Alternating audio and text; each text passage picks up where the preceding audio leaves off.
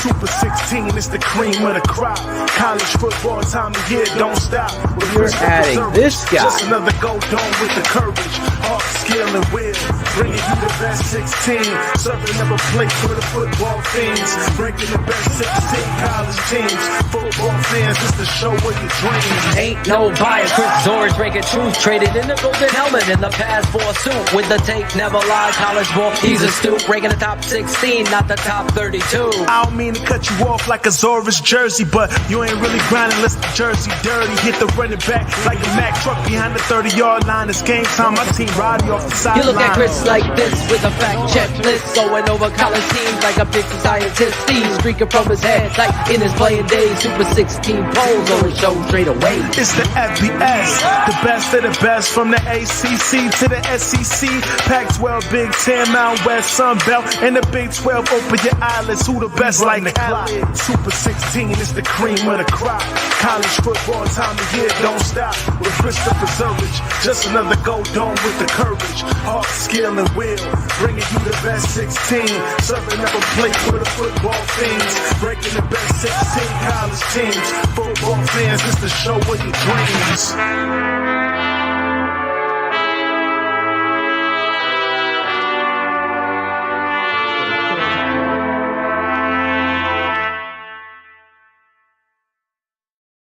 Welcome everyone to the Super 16 poll show with myself, Chris Zorich, and my sidekick, Phil Atosian.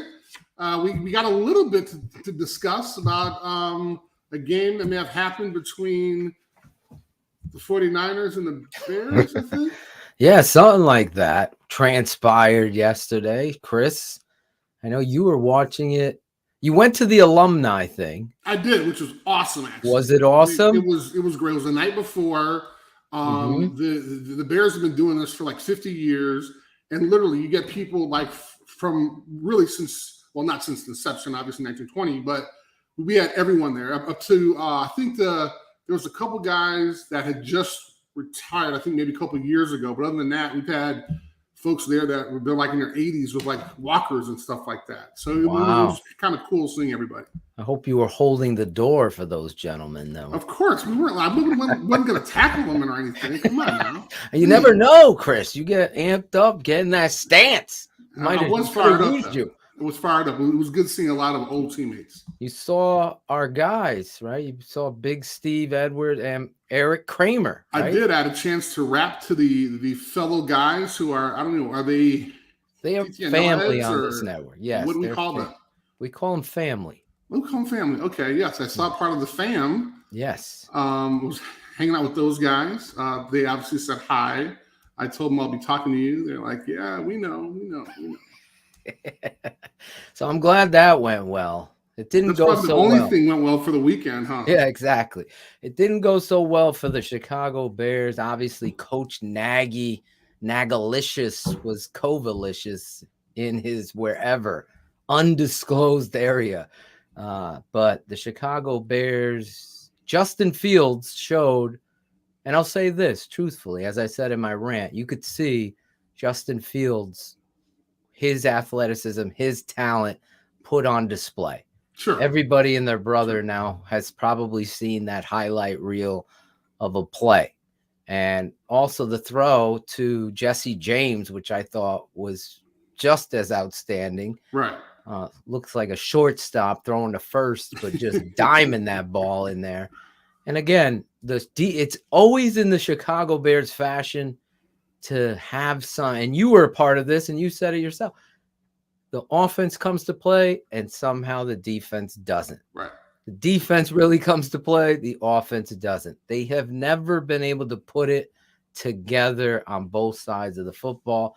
And again, I think the defense really let down what was. It felt like the Chicago Bears were on their way to taking that game over until the lack of focus set in, penalties and holding and dropping an interception and missed tackles and getting blown off the football. It was just one of those days, Chris, that I'll remember it because of the way Justin, I felt like, took a step in his growth. Sure, absolutely. And Matt Nagy finally was not on the sideline. But you did see a lot of pride from Coach Tabor. You saw emotion and passion. But listen, it is what it is. The Bears are who we thought they were. Here we go again. They are who we thought they were. Exactly. And the 49ers put them on a hook. Right? They put them on a hook. Didn't they lose like their last 4 or something like that? They've lost 3 in a row. They got spanked by the rival Green Bay Packers. No. I was talking about San Francisco. Oh, San Francisco had lost. Yeah. They've Their last lost 4, right? Yeah, they had lost their last 4. They got last healthy. 4 coming in. Apparently, they got everybody's healthy against the Bears. Come on. You become that. That team. You get healthy. The get well game we used to call them. Let's get well this week. Wow. So that's a little scenario. We always break down the Bears to kick off the show, and that's really my feelings in regards to. Obviously, we'll be in depth this week. We got Mark Grody coming on. Oh, nice. The voice, the sideline voice. He is also family here over there at TTNL. That's great. I think folks need to really check out the Real Rant. They can see that on Bears Hour Live. Oh, yeah. Because I was watching it and I was actually going, I was going nuts, man. You were so fired up. There's no axe. There's just maybe an axe to grind, but there ain't no. No, but the small one? Like a little hatchet, like a mini hatchet or something? that smallest violin at this point. Until Virginia's like, let's hire a Toshin to fix this. Which that's gonna. They don't need Ernie or Corsi. They just hire me. That's gonna happen. Listen, stranger things have happened in this. That is world. True. That is true. We actually drafted. I don't want to get into politics. No. I'm talking about the Bears. Bears. They traded up to get Mitch Trubisky. Trubisky. ACC, exactly. Chris. Hey. Oh, wow. Okay. I love that segue. Here's your segue. That's a great segue. You got a great show tonight, Chris. You got a guest on. How fired up were you about God. Saturday? Was it just? It was game after game after game, and I know it started off with the Michigan State game, which we're obviously going to talk about, which is in our top 5, and we are going to have a great show. So, stay tuned. I'll just say this real quick: the prerequisite to this show, Saturday football was better than Sunday football. I'll tell you that. I'll just say that. And you heard it from DDP himself. There you go. You heard it from Phil himself. Ladies and gentlemen, thank you so much for tuning in. We have an exciting guest on this show today. We actually go way back. I had a chance to meet him several years ago. I think we have just a common bond because a lot of folks may not know this, but Matthew Sine, who is currently the COO at the National Football Foundation, was actually a nose guard in college. So we have that vibe going. Matt, you want to come in here for a second and kind of talk about old nose guard positions? Sure. Anytime. We can talk defensive line play anytime you want. So certainly the most important position on the field. And of course, it might finally get its due this year when that Georgia nose guard, he might win the Heisman Trophy this year. I love it. There's certainly nobody playing any better than him. That is very true. And actually, I'm a little older than you are, but you had a great center at Rice. And he was actually on the board recently, and unfortunately, he actually just passed away not too long ago. Courtney Hall. Yes, he was a phenomenal player, and actually taught me a lot. We actually played you guys once, and was probably one of the hardest games I had to play, which was interesting because at that time, y'all Rice had wasn't very good. Yes. Okay. Thank you very much. Rice was not very good. Wanted to be nice. And Courtney he just took me on and just knocked the crap out of me the whole game. It was one of my worst games, but I had a chance to kind of see him later on when he was playing for San Diego, and he was just a tremendous player. In the guys at Rice, I hope kind of, I respect them a lot because they're the Vanderbilts, the Rices, the Stanfords, the Notre Dame. So welcome to the show. No, great to be here. And never got a chance to play Notre Dame when I was at Rice. They played them the year before I got there. Oddly enough, I took an official visit to Notre Dame, and I think when I got up there, I don't think Coach Holtz knew how tall I was. I certainly wasn't anywhere close to 6'1", so I did not get that offer. But Rice ended up being great for me. That's awesome. That is a great story. Yeah. And now, so can you explain to the folks a little bit what the National Football Foundation is? Sure. The foundation was founded in 1947 under the premise that football built leadership. So they wanted to promote the game, protect the game, at the same time create a college football Hall of Fame. And so since that time, we've developed programs, obviously the College Football Hall of Fame, which includes the induction of the class, which this year happens on December 7th in Las Vegas. College Football Hall of Fame itself, which is now located in Atlanta, Georgia. We have the nation's oldest and largest scholar athlete recognition program, which is capped off by the awarding of the Campbell Trophy, which goes to college football's top scholar athlete. And we even have chapters across the country. We have 120 chapters in 47 states. So think of it as Rotary Club for football. And we've had those chapters since the late 50s. But at the end of the day, the foundation, we're asked to preserve the past, promote the present, prepare the future, and protect the game and the opportunities that the game provides everyone. And I always say everyone because to be involved in football, and you know this, you don't have to have your hand in the ground. You don't have to be wearing a headset.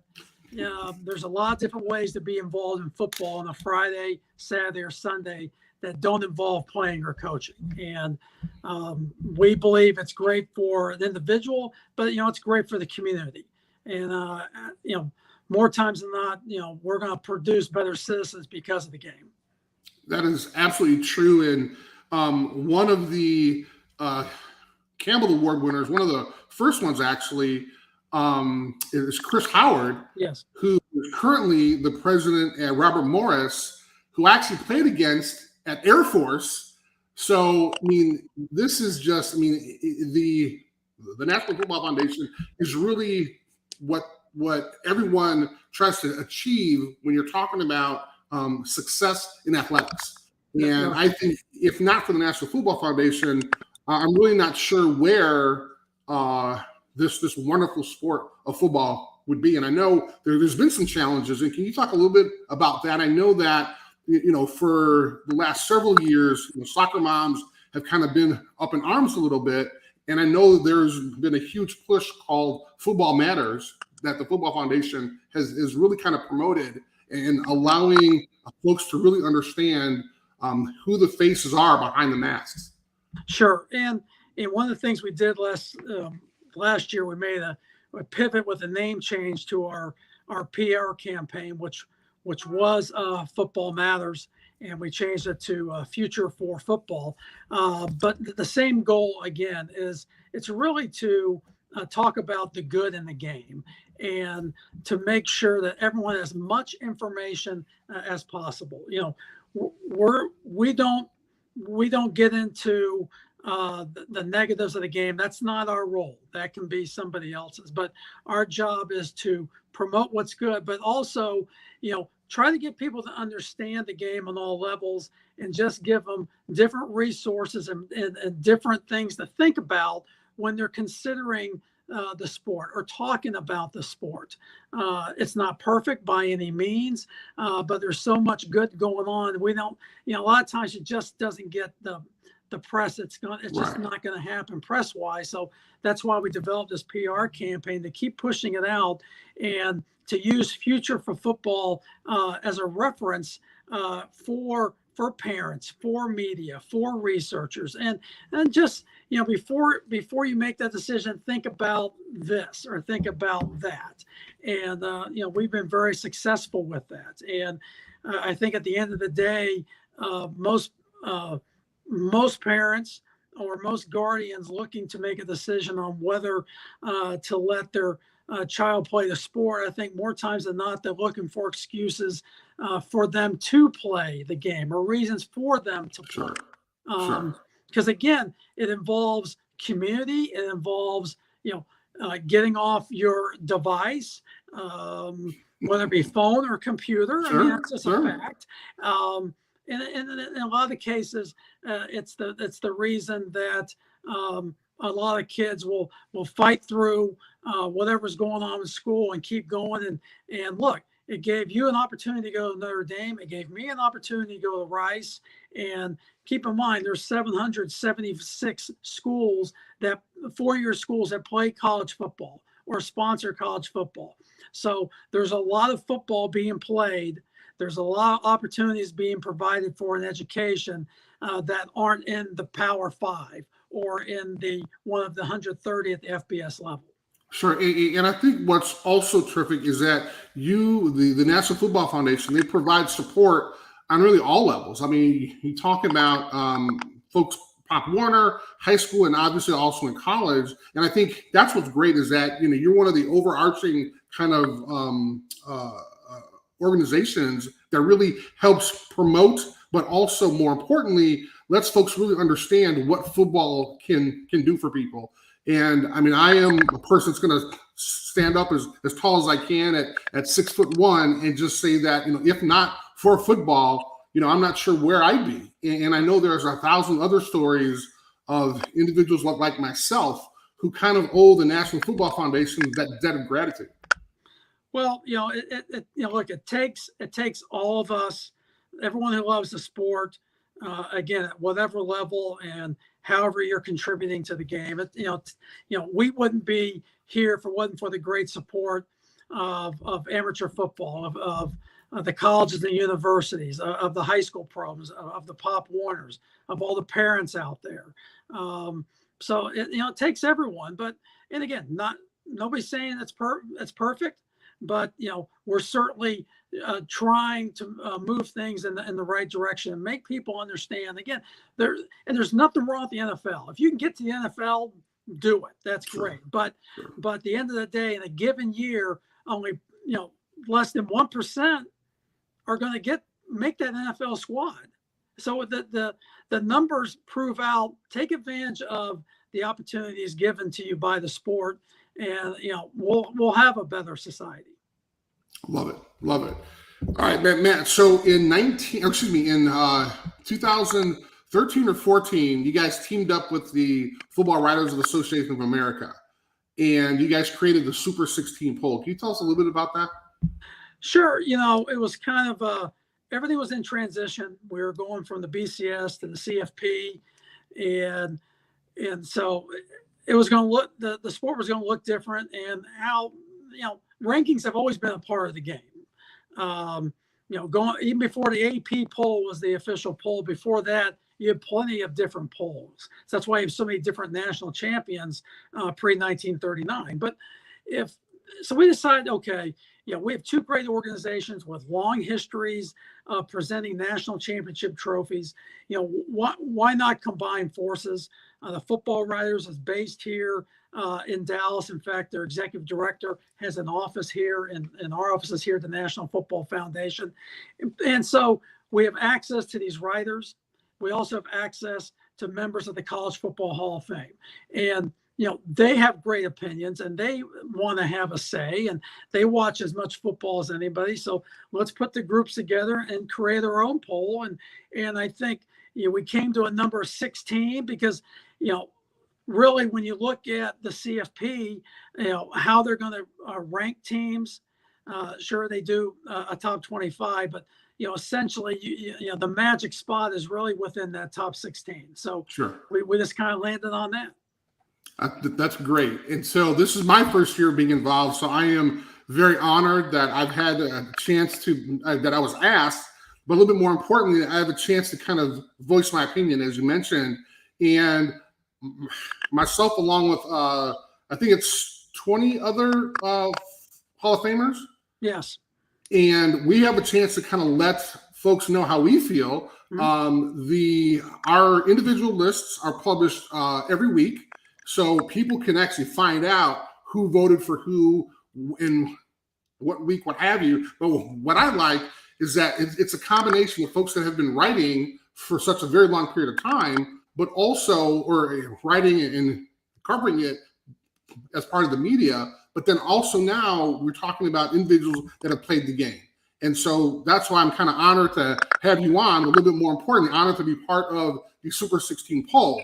So now the next question, I want to ask you for your 16, but man, I'm going to ask you about maybe your top 5 or top 6 teams for this year. Put me on the spot. Well, I mean, I think that, I mean, obviously everybody knows, who the number 1 team is. I mean, that's pretty obvious at this point, and then it's, and again, there's nothing wrong with debate. There's nothing wrong with polls. They're good for college football. Always have been, and they will continue to be that way. As you look around, Alabama, but they have the one loss, and then Cincinnati. Cincinnati probably, Cincinnati, their win at Notre Dame, Oregon's win on the road to Ohio State. Those are the 2 best wins probably anybody has this year. Michigan State, maybe their overall schedule of strength at this point, as of today, puts them at the top. Oklahoma, again, trying to measure what you hear are the metrics that the committee may look at. Sure. So game control. Well, I don't know if Oklahoma's going to do very well in game control, but look, the only thing that matters is the win. And so, probably, at this point, Alabama and Oregon, they're probably the 2 best one-loss teams. That's one person's opinion. Notre Dame's right there. And again, the thing is, Notre Dame just keeps winning football games. Right. And they're not pretty. No, they're not. But again, you keep winning and everyone above you, keeps falling. Right. Right. So I think and the first poll's coming out soon or as we speak, but, I'd be really surprised if it wasn't, some sort. Certainly Georgia won, but then you probably got Alabama, Cincinnati, Oklahoma, Michigan State, Ohio State is probably in your top 6. Now, nice. You can probably do, I would say, maybe Oregon State and Oregon and Ohio State should be tied for 6, but because. Now, if I would probably, if I had the vote, I would probably go with Oregon over Ohio State because it's head to head. And I realize Oregon went on the road and lost to Stanford, and Stanford has struggled since. They have had a lot of injuries, but they still went on the road and they went to Ohio State's place and they beat them. Absolutely. And they had to lead the entire game. So it's hard for me when you look at the head-to-head, and I know we're going to evaluate the entire season, but head-to-head has to count. Yes. And now maybe it doesn't in this first poll, but eventually, if they both end up with one loss, to me, you go with head-to-head. That is great. Well, Matt, thank you so much. I really appreciate the information, and I know our viewers will have a better understanding not only of what the National Football Foundation is about, but a little bit more importantly for this show is kind of how the Super 16 poll was created and why. And I think this is one of the first polls that have had individuals that have actually played the game to really understand it. And when Phil and I started this show, I talked about the intangibles. I talked about how having to travel to a place where is maybe out of source. So, for example, going to Penn State, worst travel, just worst, terrible. And I remember I did it twice remember how horrible it was.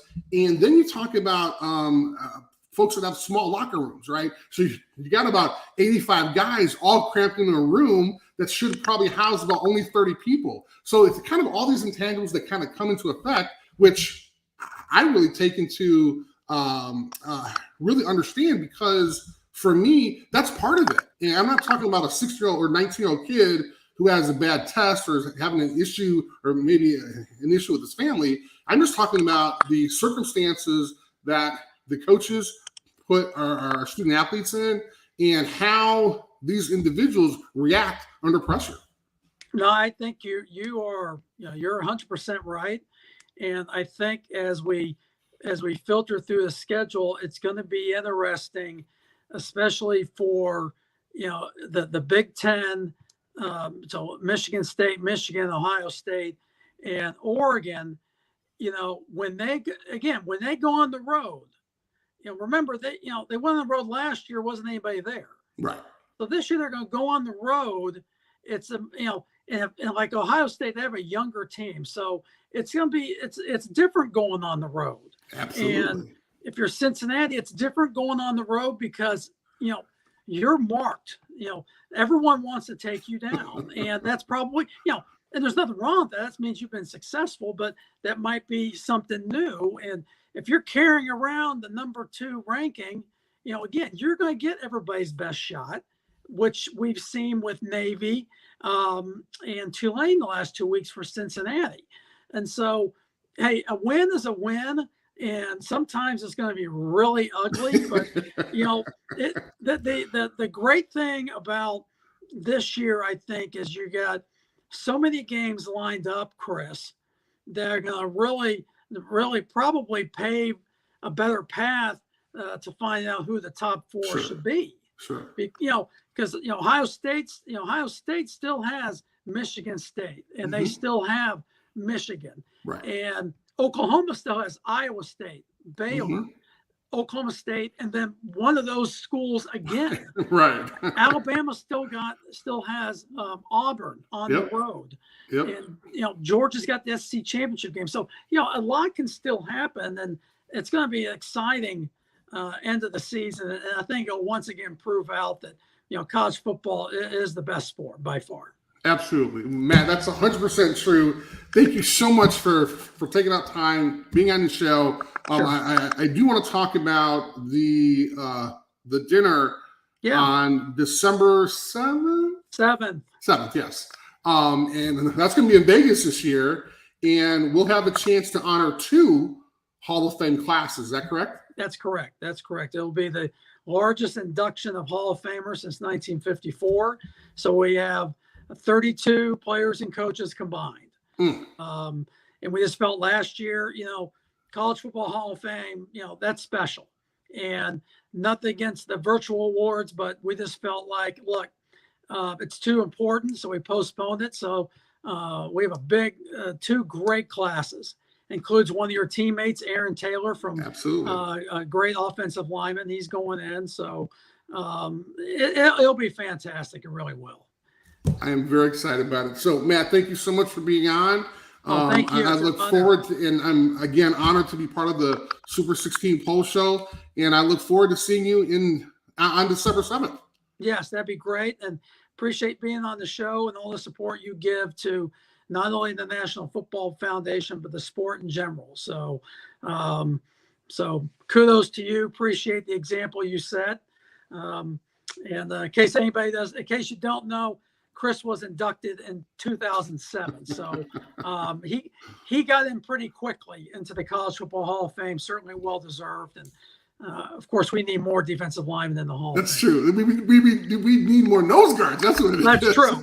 We are special. Yes, we are. A little special. Very special. All right, Matt, thanks a lot, man. Thank you. Appreciate it. You got it. Be good. It's on the script. Yeah. Wow. All right, ladies and gentlemen, that was Matt Sy. Great guy. Again, fellow nose guard, but a little bit more importantly, he's one of the individuals that really they're taking the sport into individuals' homes, allowing individuals, mainly parents, to really understand kind of what's going on now. I mentioned before that they really treat the amateur sport of football the way it's supposed to be treated, with respect. There's all these positive situations that come from being involved in football. And as Matt said, it's not necessarily on the field. You're also talking about individuals who ref the games, who actually are involved as managers, folks who really promote the game and allow the football players to play. So if anybody has a chance, please check out their website. They're so supportive of little league teams, high school teams, everything else. And as Matt also mentioned, there's at least over 100 chapters of the National Football Foundation around the country. So please look it up. Again, that was Matt Sign from the National Football Foundation. So now we're going to take a look at last week's Super 16 poll, just so we can kind of compare it. Again, we had Iowa State come out, Oklahoma State, Penn State, woohoo. Kentucky had a chance to get in there. We had Texas A&M, Ole Miss, Wake Forest. We had a big doozy with Michigan State. We had Iowa was in there, 6 was Oregon, 5 Oklahoma, 4 Cincinnati, Ohio State, Alabama, who was off, and then Georgia.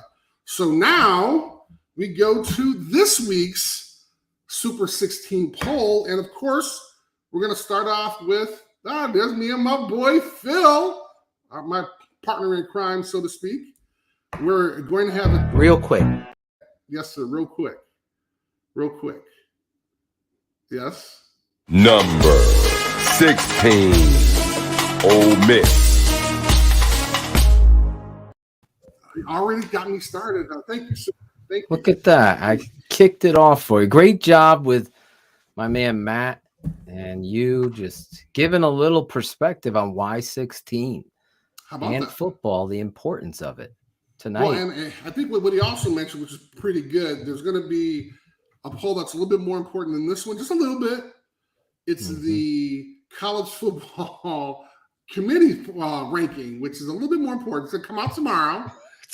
Tuesday night. So think about this as the show goes on at the end. I'm going to ask you what your top 6 will be, and it doesn't have to necessarily be part of the Super 16 poll show. Okay. All right, But fair the enough. Super 16 poll show is dominating. Chris has been on the money with these. And you kick it off this week with Ole Miss coming in at 16. Lane This Kiffin. was a tough one, yes. And the reason why, you talk about there was a Heisman Trophy hopeful individual, and I think his name is still going to be in there.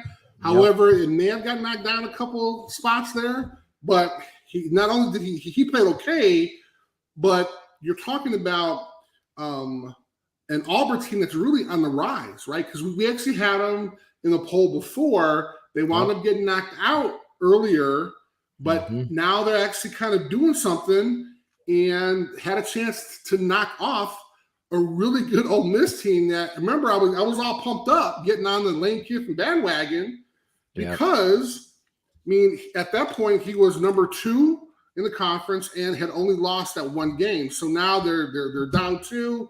It might be kind of rough for him to kind of get back, but their next opponent they're gonna take a little break. They're gonna play Liberty, who apparently has a great quarterback, who I don't know, but they have been talking about him a little bit. So I think hopefully it won't be a challenge for them. Kid's a draftable quarterback coming in with a lot of hype. Down to Liberty recruited me. I went on my recruiting visit there, Chris. That's why you wanted to come in. Okay, all right. Now I see. I think you Phil wanted to throw that one in there. Okay. I didn't know you were going to talk about Liberty. I hear you. Because you looked at it and said, you know what? So that means that, I could have talked about how Liberty. I'm wearing my Hofstra pride tonight. You didn't even give a shout out with my guy Matt. You could have said how we dropped the football program at Hofstra. I can't believe that. But okay, I'm sorry about that. Liberty, I stepped on campus real quick. I said, real quick. Thank you, Shuri. Real quick. And the guy tells me, there's a policy here. You can't hold hands and you can't do this. I didn't know that. Yeah. So I'm Wait, looking around. Is I'm like, Liberty like a really religious school? oh or- yeah. Oh, see, I Oh didn't know yeah. that. Oh, okay, I didn't know that. Yeah. Oh You my can't even gosh. hold hands in public. Well, that was 1993 You're when I not was that old. visiting there. 92, that spring of 92. Oh, you Yeah. aren't that old. Then I was like, no, I can't come here. Eric Green. Remember Big Eric Green? Oh, wow. Big Yeah. tight end. Came Yes. out of Liberty. My uncle coached him at Liberty. I did not know that. Yes. Okay. There you go. All right. Thank you, Phil. All right. Appreciate Ole Miss versus Liberty this week. it. I like it. That may not make it into our top 5. I don't know. I'll have to check out. All right. Oh, that's right. We're supposed to wish Daniel happy birthday. Oh from yeah. Hawaii. Remember that? Aloha. How do we Which, say? and he's being brave because it's, I think, like 3:00 in the morning or something like that.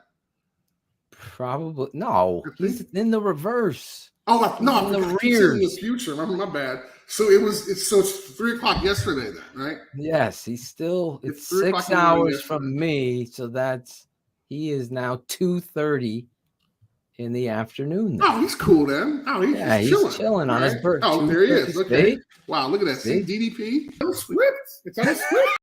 Of course, Chris didn't have the script for there. I did not. It's Notre not on my Dame. notes. Not on my notes. Sorry, Daniel. You got me Happy on that. birthday, Daniel. I'm glad you love the Super 16 Pole Show. Cool show. All With right, so Chris. let's move on to number 15. Number 15. Auburn. All right, now, folks, I am getting excited about Auburn now. Was being totally honest before when they lost, they had to get booted. Now they have a chance to be the number 11 Ole Miss decisively, and they're now number 2 in the SEC West, which is definitely going to help them. They do have to play Georgia, but Bo Nix is actually playing a lot better. And it's going to be really interesting because they're going to play Texas A&M next week. And that game is going to be huge for both teams. I'll probably talk a little bit more about that game when we talk about Texas A&M. So let's move to number 14.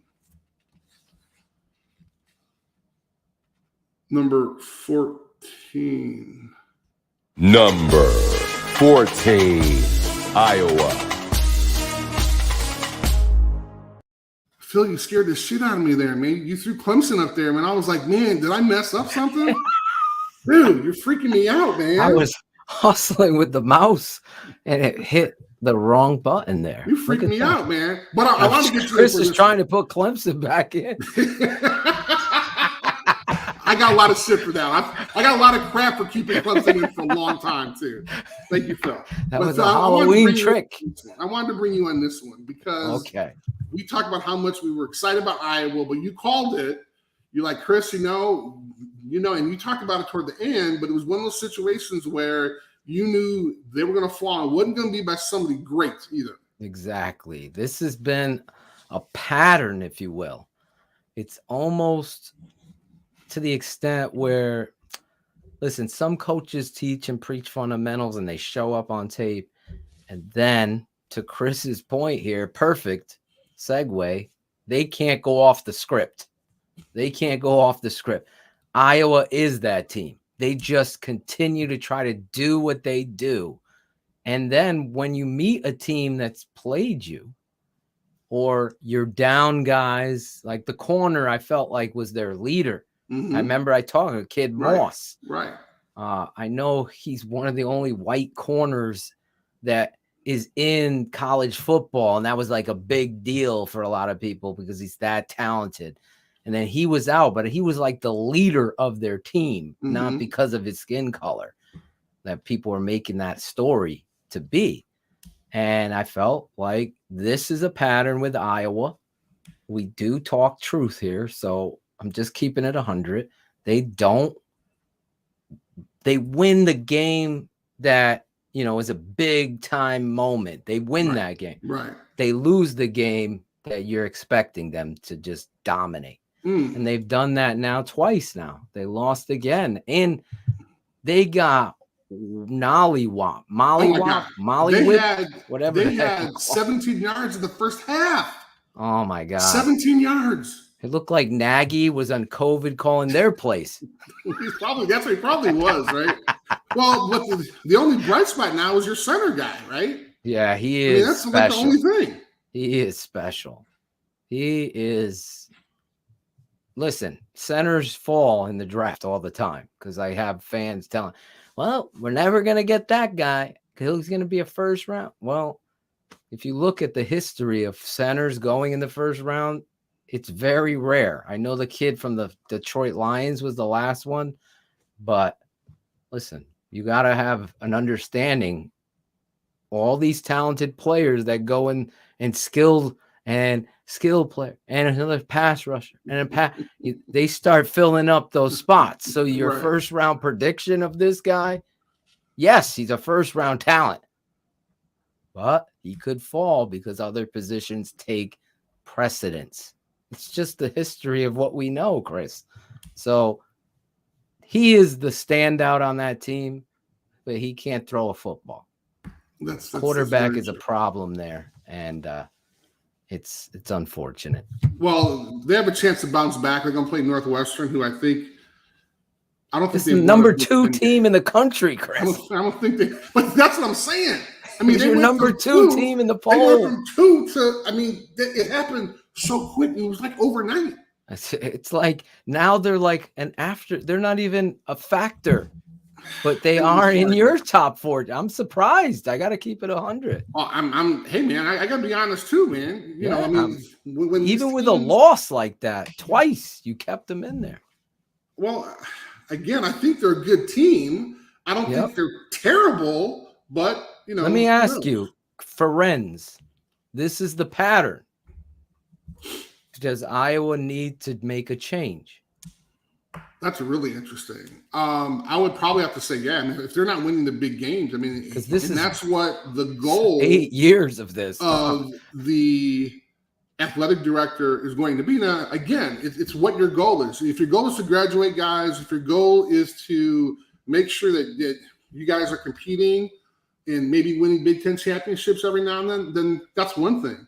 But if your goal is to win the national champion, and this is any sport, this is diving, this is lacrosse, tennis, or whatever it is, then you have to make that adjustment.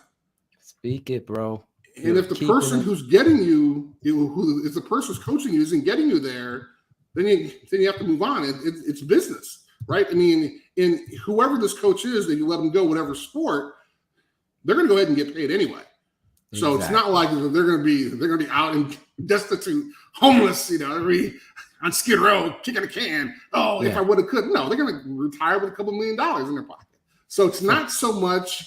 Ferenz has made a lot of money at Iowa. Right, so don't feel bad for him. Yeah. But if he's not winning those big games that you want him to, then you have to show him the door. I agree with you. But again, it depends on what the mission is for the athletic department. If you're okay with being, winning 10 games, whatever it is. Speak it, bro. You're preaching tonight. You're killing it tonight. Hey, man. As a I've been around AD, that's what happens. I've been around a principal, no joke. He said this publicly.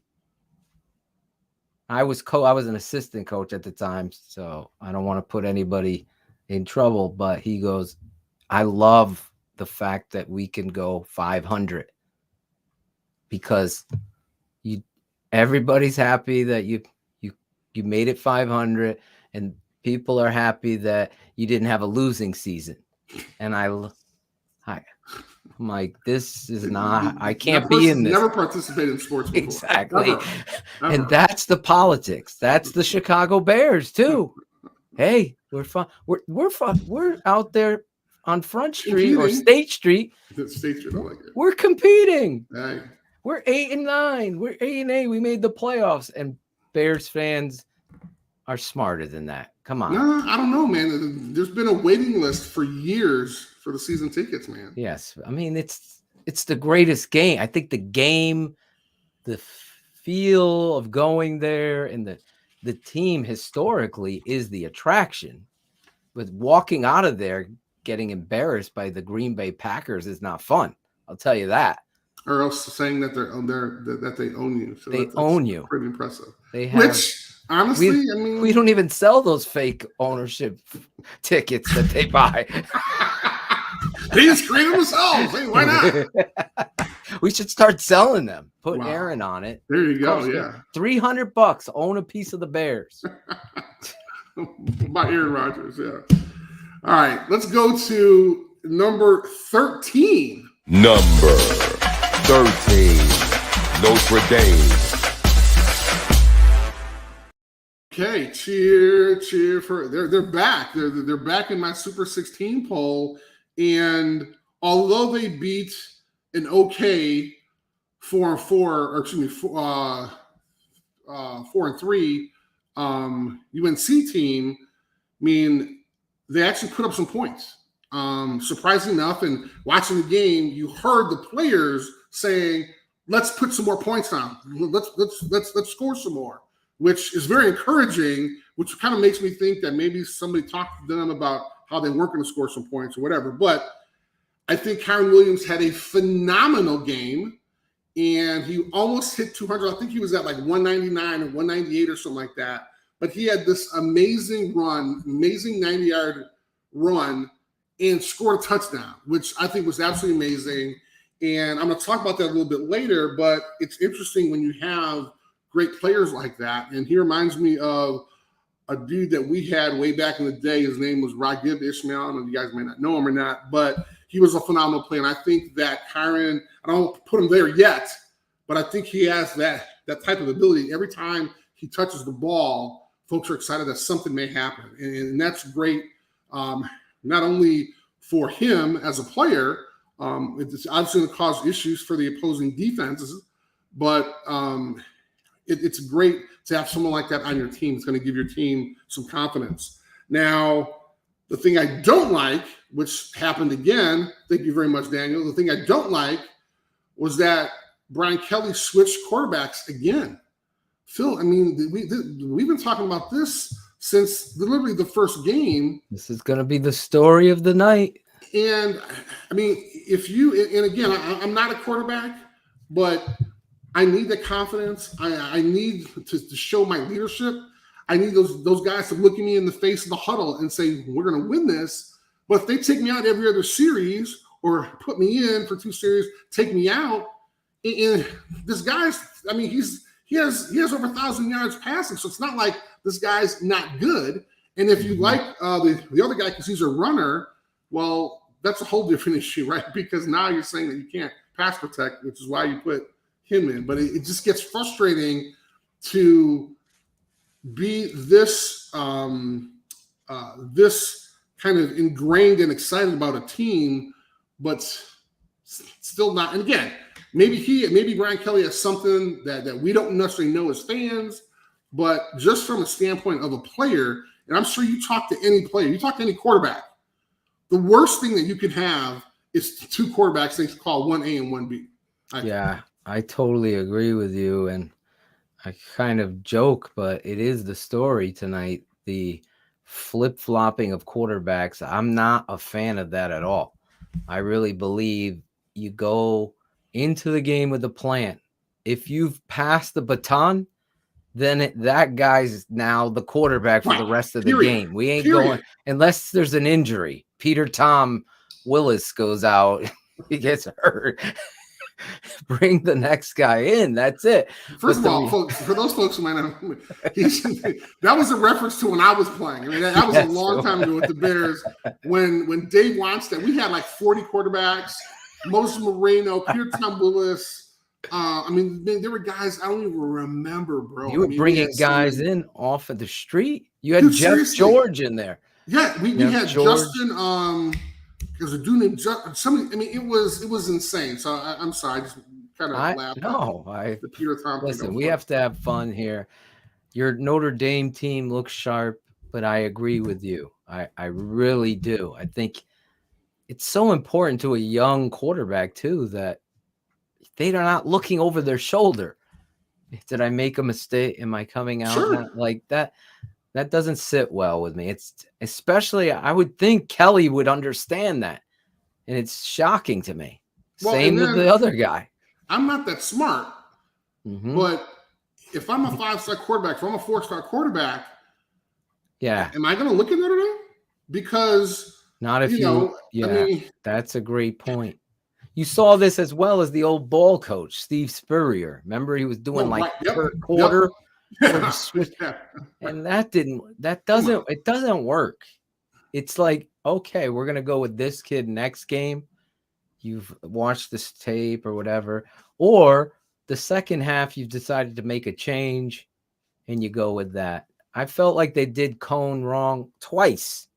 Twice. They pulled him out after he threw and this was weeks ago. Right. After he's playing really well, he throws a touchdown. Next series, the other kid comes in, fumbles the ball, makes it more of a game than it should be. And again, you shouldn't have that short lead. This isn't the Apollo amateur night. Kiki Shepard shouldn't be coming out. By the way, you're at Notre Dame. Exactly. I mean, this isn't like it is a bad look for recruiting, though. I mean, seriously. No, you're 100% right. If I'm some 18-year-old kid thinking that, hey, I got a chance and maybe I can go to a big place and literally, when was the last time Notre Dame had a big 5-star guy anyway? Ron Paulus. Hey, hello. See? He's now coaching, right? Right. I mean, if I went, I don't know. Anyway, but I am excited that Notre Dame. I'm sorry, Jimmy Clausen was after now. him. Oh, there you go. How about that? Who literally showed up. That's when the College Football Hall of Fame was in South Bend. Yes. He showed up for his press conference in a limo at the College Football Hall of Fame, talk about how he was going to win so many national championships and Heisman trophies and stuff like that. So, word to the wise, when you're a 5-star quarterback, do not take a limo to the College Football Hall of Fame and have your press conference there. It does not turn out well. All right, but their next opponent will be Navy, and we know what's going to happen there. We're obviously going to get that win and hopefully have a chance to kind of move up. But again, we have to see what the folks are doing ahead of us. So let's go to number 12. Number 12, Michigan. Cherie, Rick, my fellow Michiganites, Michigonians, or whatever you want to call themselves. This was, however, it was an exciting game. There you go. And Michigan lost 37-33. It was an exciting game. However, I want to bring Phil in and talk about this when we talk about Michigan State. Okay, because I think this is going to be exciting, and I'm going to have a great rant because this was probably one of the best games. Not only Saturday, but probably the best games in at least several weeks. But they'll have a chance to play Indiana. Obviously, Michigan's going to destroy them. So we'll have a chance to see who's going to bounce back with them. But let's wait for my Michigan and Michigan State at the same time. So let's go to number 11. Number 11, Baylor.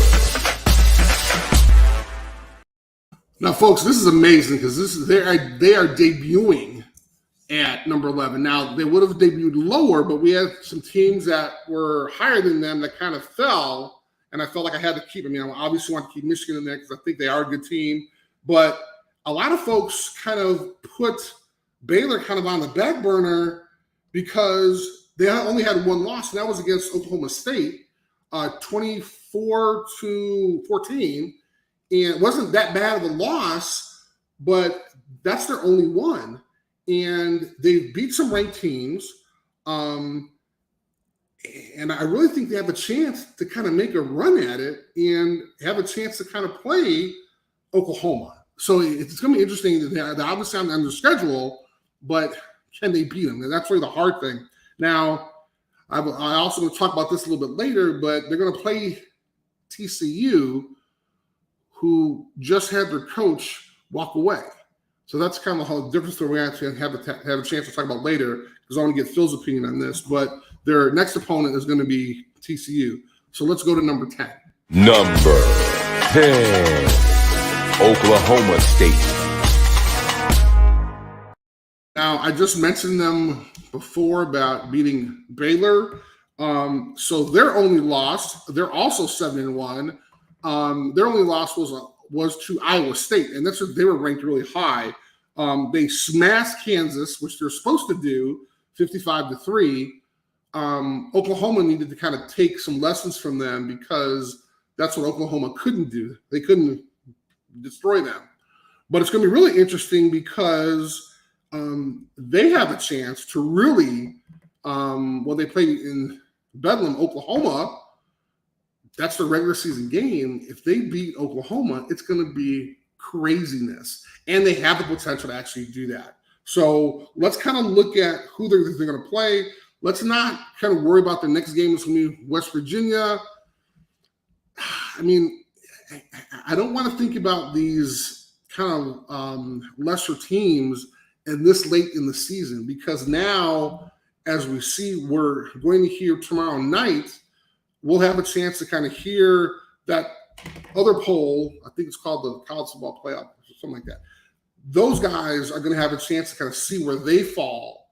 And I think Oklahoma State is a really, really good team. So they're obviously in my top 10. So let's move to number 9.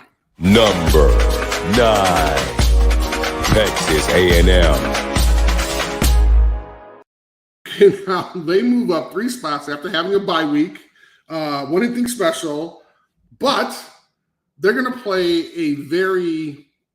a team that's really on fire right now, and that's the number 15 Auburn. So it's going to be a really interesting game. Again, they went up because we had some teams that wound up losing some games that they should not have lost. So that's where they're at. Let's move to number 8. Number 8, Wake Forest. Now, Phil, this is our team. This is our underdog kind of beating everybody else, right? We love us some Demon Deacons. We love us some Wake Forest. They wound up moving up 2 spots to now number 8. So they're in top 10 territory, and they really don't have anybody in there. Now, again, they have UNC up next. They had a tough game. Notre Dame played them. I'm kind of curious to see if they're going to play Clemson. And that's the game that everybody's talking about. Might not go too well for Wake, but the fact that they're currently 8, I mean, when was the last time Wake was 8-0? I mean, really. And I'm sure it's probably going to be in the maybe 80s or something like that, because I know what year? I forgot what year that was, but I remember reading something about it. They were maybe early 90s, maybe. I'm not sure, but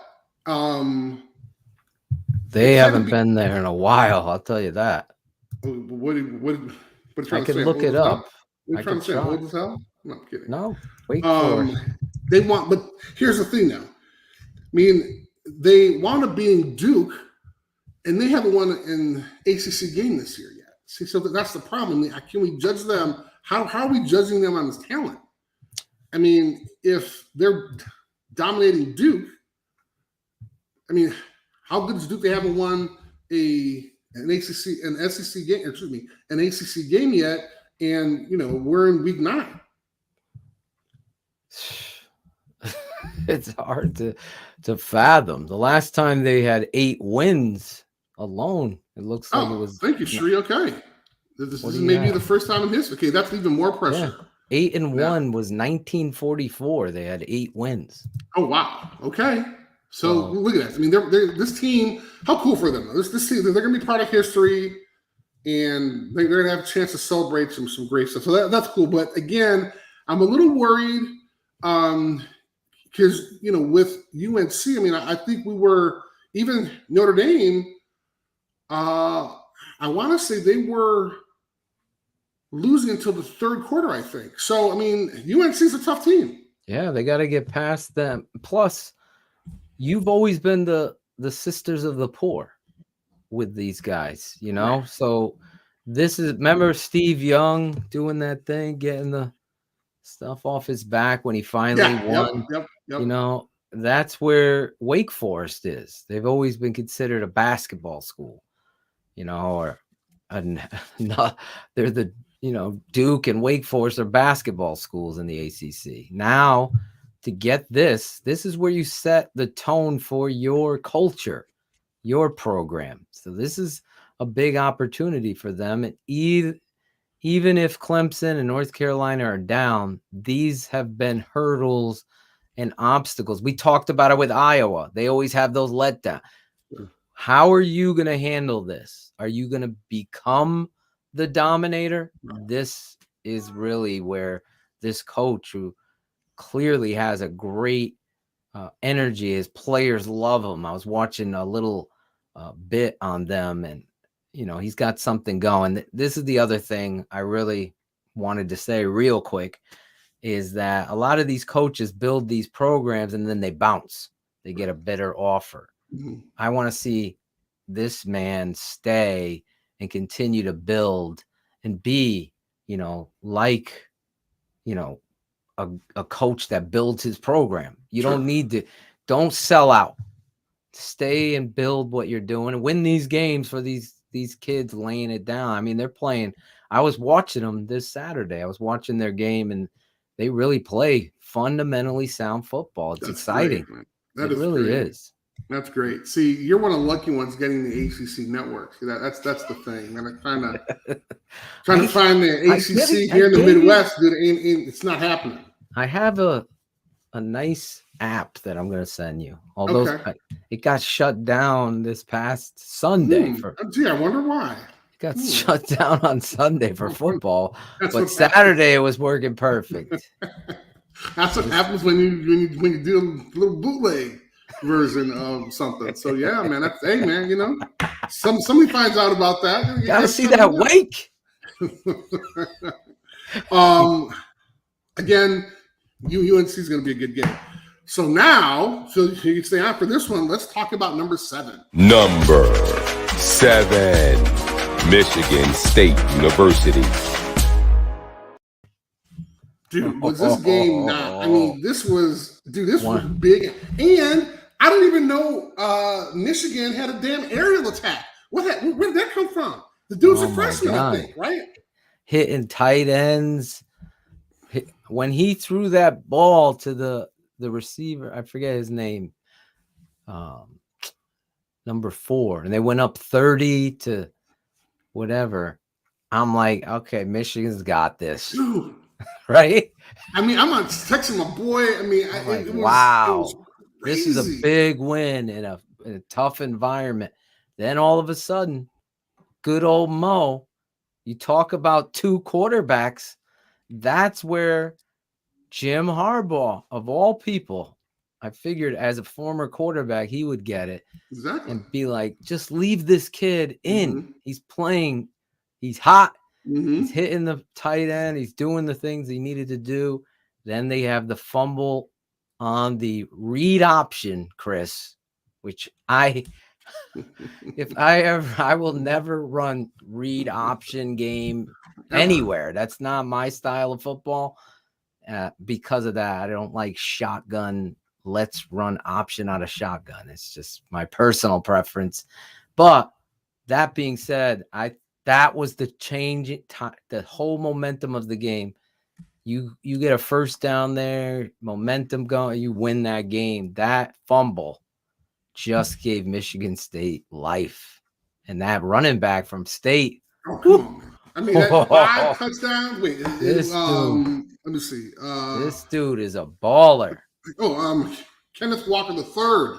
The third. It was interesting because my buddy Tom Mendoza sent me. He had 3 times 2, third times 2 and touchdown. He sent me a meme, and it was if you looked his name up on Wikipedia, it said that Kenneth Walker III owned Jim Harbaugh on blah blah blah date, and I was like, wow, they got that out quick. But yeah, those hackers getting in there. That was amazing. Mel Tucker taking his shots. He say this. He's building a program there. This guy said what he said before the game and backed it up. We're going to show them who the real, I forget his exact quote, but he backed it up, his team. I know Cherie was deathly upset. All those Michigan fans. I was rooting for Michigan in pure honesty. I was hoping they'd win that football game, but got to give Michigan State a lot of credit for coming back Were they down 17 points, right? I think something 17, and they came back and won that game. It really was one of the best games this fall. Sure. Football, going back and absolutely. forth, and energy. Outside of the 1 and 3, I forgot it was Clemson and somebody, but it was Florida State versus Clemson, that game, or Florida State Notre Dame was great. That was a great. Penn State versus Michigan. Yeah, that game was great. I mean, I think that this game is going to go whiteout game with some of these games, because I mean that was by far one of the most exciting games that I think. And it went back and forth, and you had to. Walker had this amazing opportunity. So now he may be in the Heisman running. Which are you kidding me? That totally he's got to be in the Heisman running. Totally should be. If he's not, they're doing it wrong. They got to get Zorich over there. Yeah, exactly right. Because I'm really going to break it down. But here's the thing, though: they got Purdue next, and Maryland, and then after that, Ohio State, then Penn State. I mean, it is going to be. But again, one game at a time. I mean, if you looked at it, if you looked at the schedule before, it was going to be kind of daunting, right? But they had a chance to beat the team that they're going to play, and now they have a chance to go out and play Purdue, beat them. Next team beat them. Then all of a sudden now, I mean, you're talking about Michigan State being 10-0, going into a Ohio State game when they'll probably be 9-1, right? So I mean, bonkers. How big is that game? How big is that game going to be? Bananas. My gosh. I'm sorry. Michigan plays Penn State next weekend. Yes. Excuse me. The 13th. I messed it up. I thought who was the whiteout game? Just remember that was such a great game when Penn State did the whiteout. It was Penn State versus who? Because I mistook it for Michigan. Yeah. Penn State and what was that game? Well, I don't know. You're the guy on the computer. You can't really. Pardon my language. See, got all these little kids watching. All these little kids part of the Football Foundation, trying to learn about the sport. Ohio State, Penn State. That was the yeah. And Ohio State ended up winning, right? But I think it was the second one. No, it wasn't. No, it was because they had one in the beginning of the year. Auburn. Yes, there you Auburn, go. Penn State. That was it. There you go. See, we love that game. Eventually, we got it. Exactly. But I think it's going to be an exciting game. But again, one game at a time. Let's see what they do against Purdue. Let's not even talk about what happens on the road. But I am excited about this Michigan State team. So let's take a look at number 6. Number 6, Oregon. All right. So now we're going to go into the top 6 now. And it's kind of interesting. You had a chance to hear from Matt Sine, who was on here from College Football Hall of Fame and also the National Football Foundation. And he kind of talked about how the CFP committee is going to be looking at things kind of at home. Where was the loss at? How was the rest of the season? But here's a team that I thought really had a chance to kind of prove themselves. They had the one hiccup against Stanford of all teams. Craziness. Stanford's doing terrible. But we're seeing now that they're putting up some good points. So now they want to stay in number 6. They beat a Colorado team, 50-plus points. But again, these are what teams are supposed to do when they're that dominant, right? Because they want to show to the committee, they want to show to us posters that, hey, we deserve to be ranked high. And so we had a chance to see Kayvon Thibodeau is doing well. Didn't have a sack this game, but is actually improving. So let's really kind of get excited. He does lead the team in sacks, which is good. So this is one of those teams that are going to be kind of interesting. It's going to be interesting to watch because we all know kind of the bias really against the Pac-12. They had a chance to be ranked really high a couple weeks ago. They lost that with that loss to Stanford. Now they're actually coming back up. So let's kind of see what's going to happen in this next couple weeks. So let's move to number 5. Number 5, Cincinnati. DDP, you want to join me on this one? Because this one, I'm perplexed, man. I dropped them a spot down to number 5. They were number 4 last week. Yep. Dropped number 5. Why, Chris? Why did they drop? Did you watch? I mean, they at one point. I mean, after I think it was a close game. I think they were beating Tulsa by like 2 or 3. Yep. Going into the half.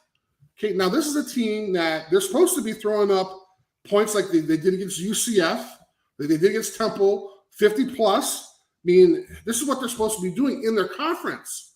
They can't. Tulane, they won 1 game. 1 game. Phil, how the hell do you win 1 game and you're you're down by 2 against the number 2 team in the country? Yeah, I get why you're moving them down. I thought they could lose that game, that letdown game, trap game. Exactly. This is a game you should be getting right, the get right game. Everybody should be playing. Yeah, everybody should be playing. The walk-ons are getting snaps. You give the kid. The coach's son. I mean, everybody's playing in this one. Man. Everybody's playing. I only say that because you're a coach's son. I know you're taking a shot, but then you also get a game out of it. Tulane, to fact, did play Oklahoma real well. Mm-hmm. Remember early in the season? Yes. So that would be the only pushback, some of these trolls or anybody questioning.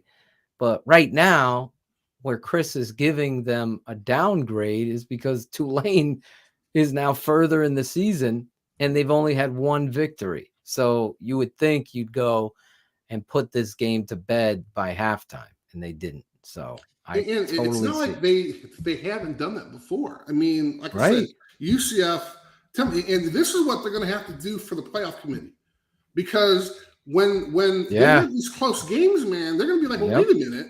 How can leading into halftime, how can they be up by 2 points to a team that only won 1 game?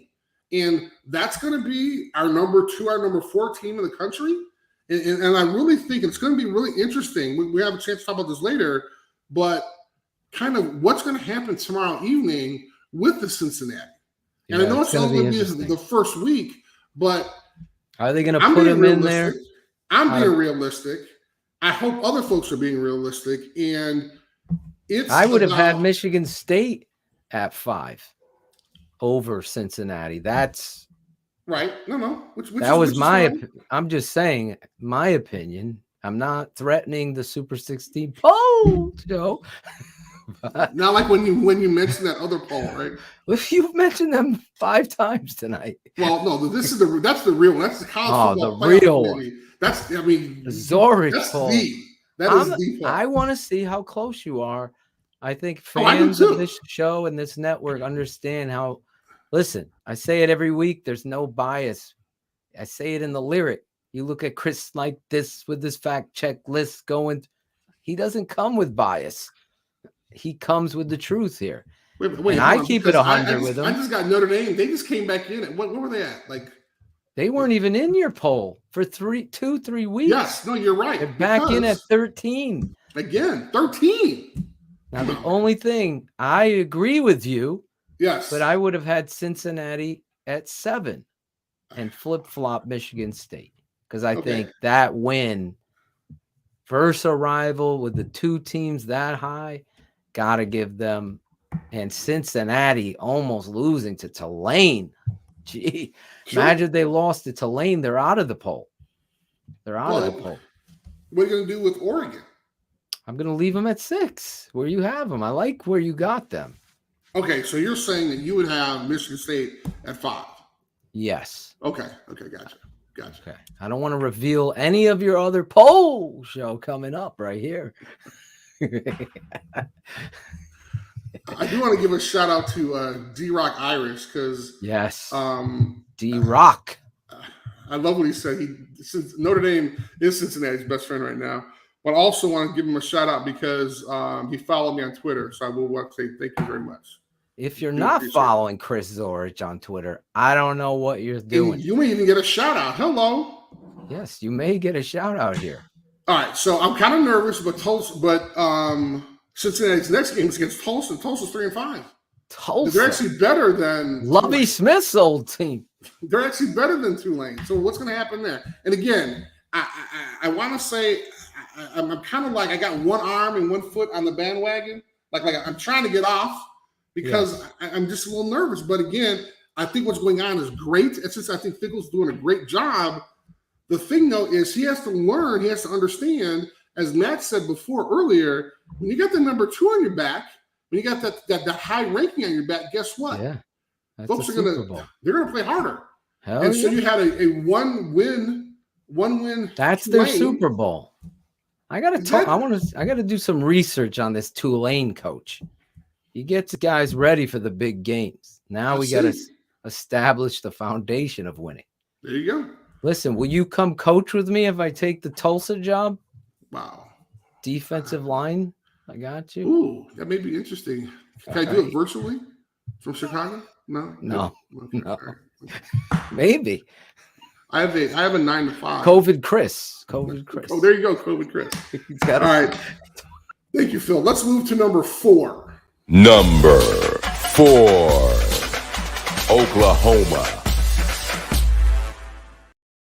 Now, finally, we see an Oklahoma that's getting back to what they're supposed to be doing. They're supposed to be throwing up points, 52 points against, well, they didn't have a coach. So this was Texas Tech.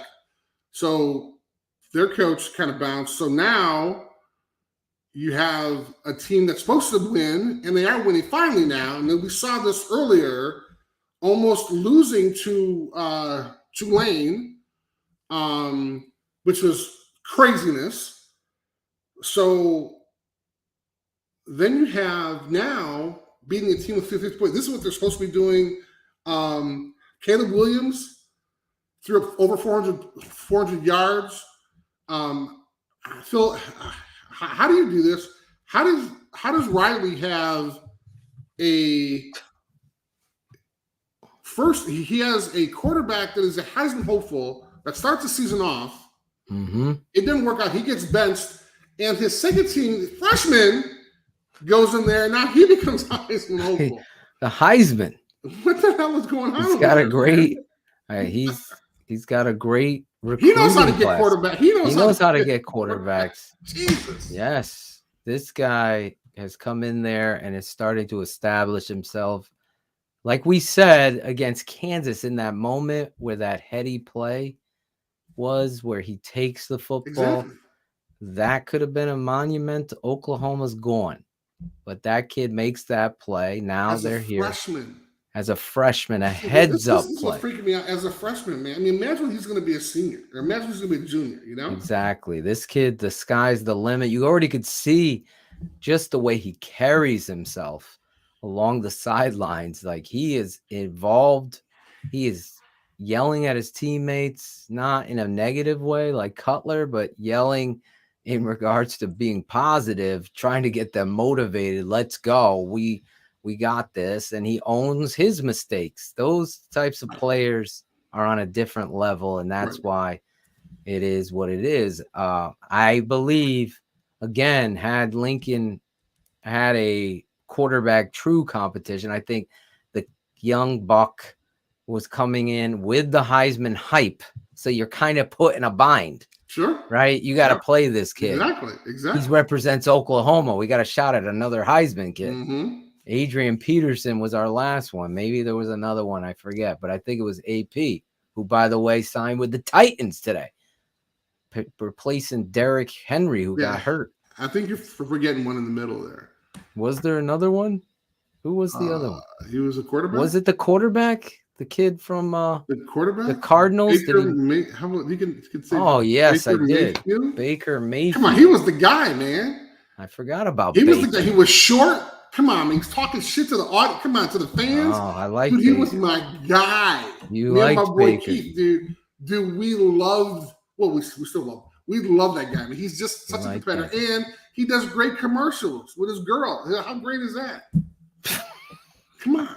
I'm not that big a fan of his, but I respect that guy because he talks the talk and he backs it up. Okay. Yes, he does. As long as you back it up. My guy Johnny Can't Manziel believe you didn't forgot back it about up. him. I can't I believe you did. forgot about him in the hype. I mean, that was the big Forgot he thing. won the Heisman. That was the big thing. Like it was Wasn't like the other kid?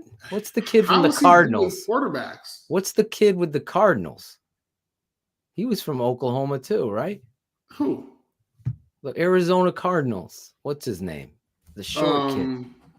Why am I drawing a blank? Well, I am too. He just had a duel with Aaron Rodgers last week. The refs helped them out again. Wow. Come on, someone in the chat. Who am I thinking of? The quarterback. Yes, Kyler Murray. Murray. Yes, thank you. Thank Was you, he Sheree. from Oklahoma too? Thank you. No, yes. Did he win the Heisman too? Did I miss two? I think you missed two. I dude. must have missed two. Holy Please Heisman. somebody help us out. Oklahoma. How much credit? Heisman You quarterback. played with a Heisman winner in Rashawn Salam. How That's much true, very credit true. do you give to a Heisman winner when they come into the league? I mean, it's like a tip of the hat. Like, yo, I mean, that's congratulations. nice, but everything. I mean, Everything stops. yeah, everything stops as soon as you walk in the door. It doesn't care if you're All-American or if you're a free agent. It doesn't matter. Yeah. As long as you walk in, as long as you can ball, that's the whole thing. I mean, I remember when I came in '91 as this 6'1" defensive tackle, and I missed two Heisman winners from Oklahoma. Just two quarterbacks. Murray and Mayfield. What the hell? Do you even watch Short college football? quarterbacks at Do you even that. watch college football? I should be cheering for both of those. guys. Exactly. Please. I did cheer for Murray. Okay. You just don't like Baker. I like Murray better than. Well, but Brady. Baker, he had a great Baker. story. He transferred, then he walked on. Oh He yeah, came for a semester.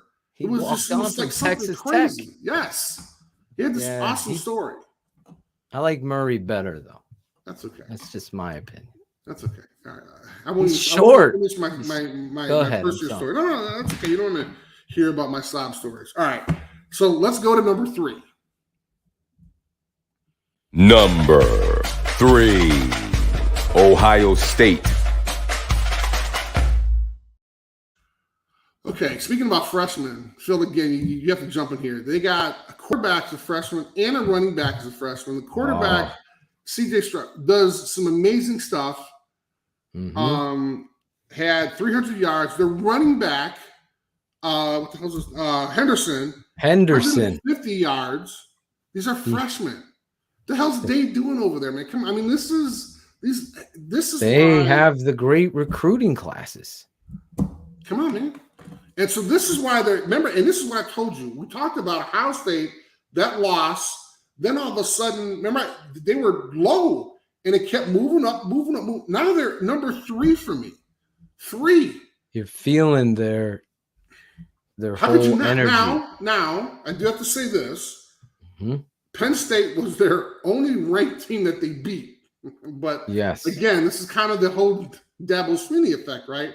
He can't really judge the people that are in his conference, right? I mean, That's the thing. I mean, if the teams aren't tough in your conference and they're not ranked, you know.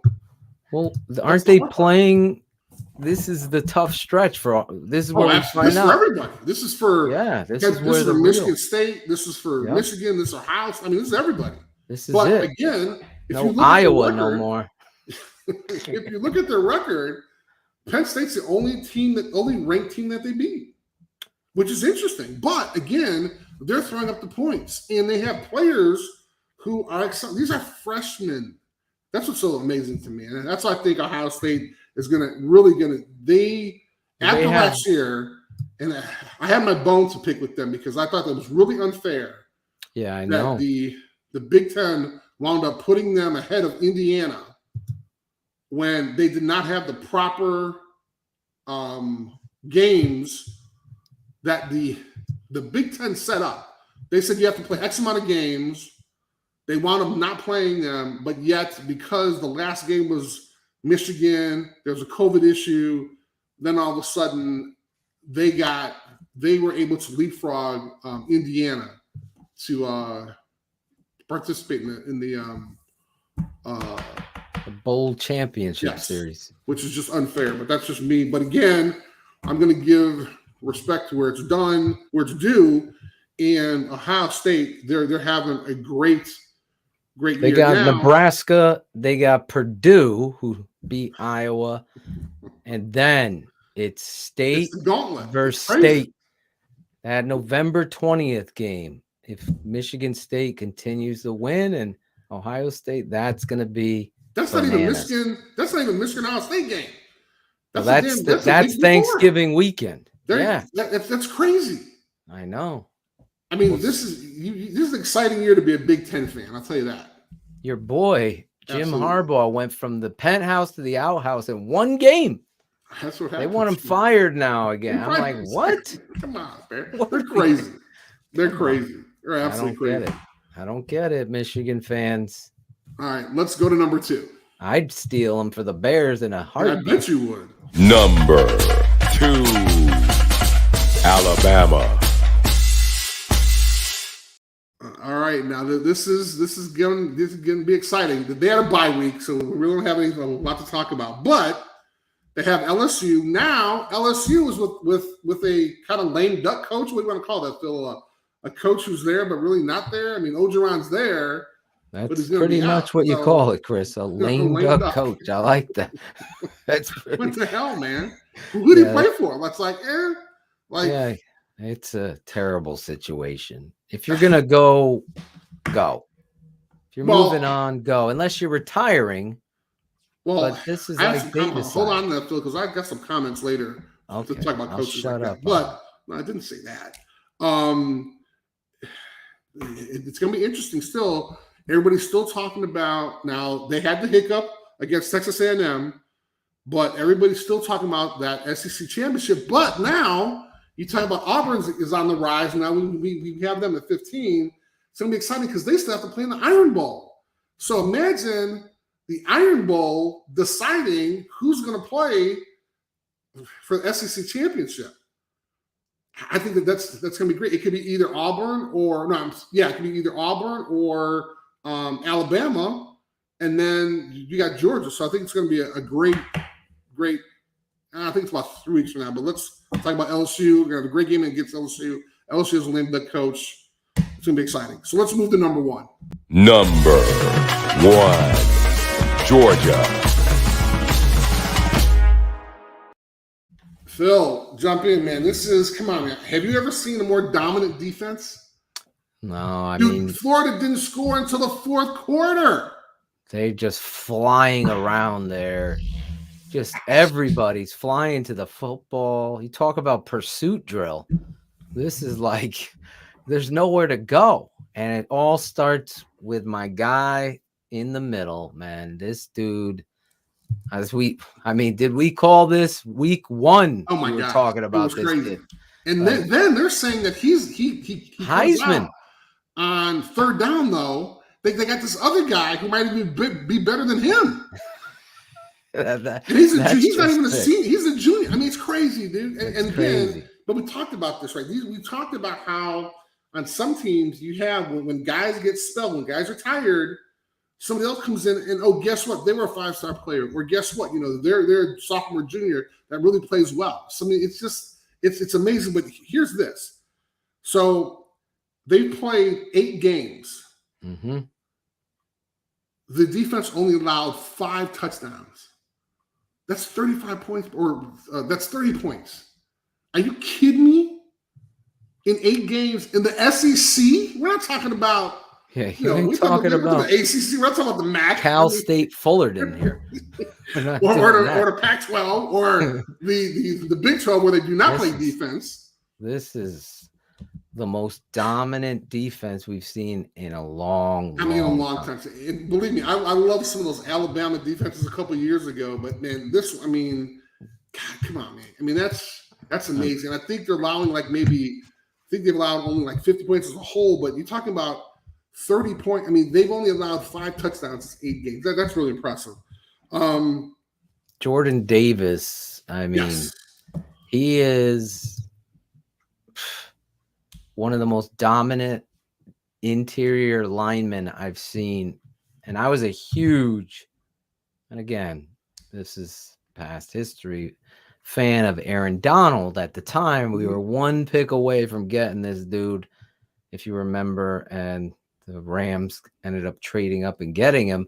But this guy is the most dominant I've seen in the last, I would say, 20 years. Sure. That's how I've never seen the ability to move and be that strong at the point of attack.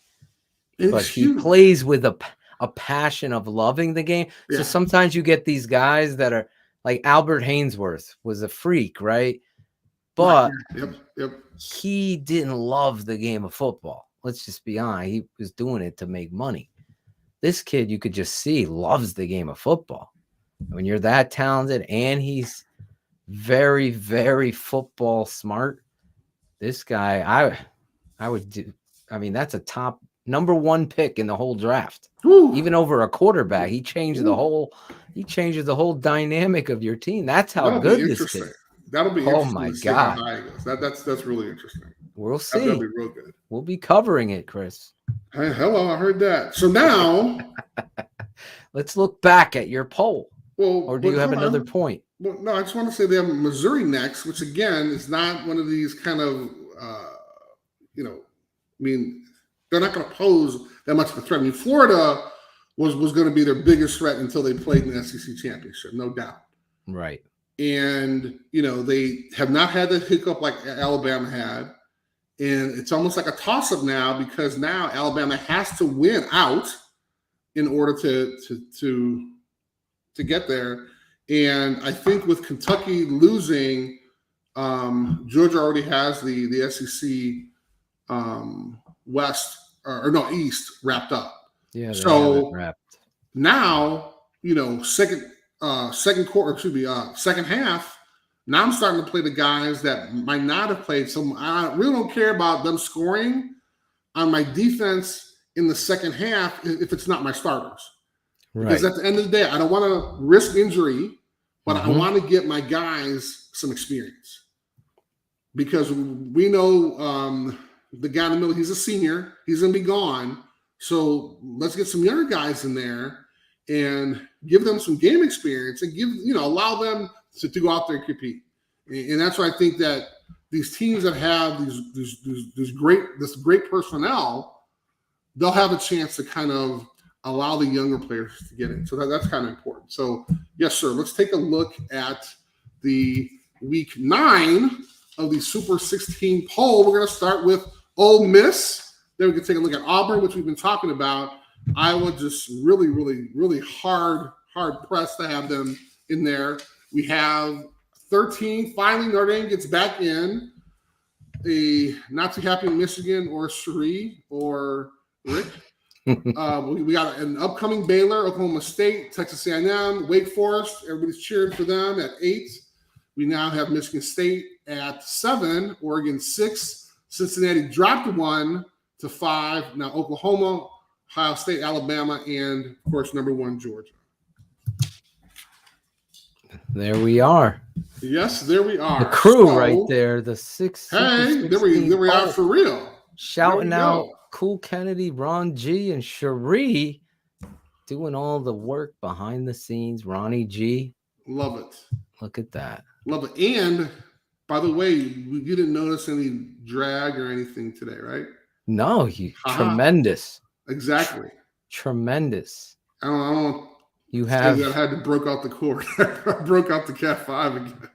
Did you? I got the Orby thing all set up in my office and everything for the mesh, the repeater thing. Yeah. And I just got nervous, man. So I had to run the cord again. So the cord is the safety. Yes, it is. Yes, it is.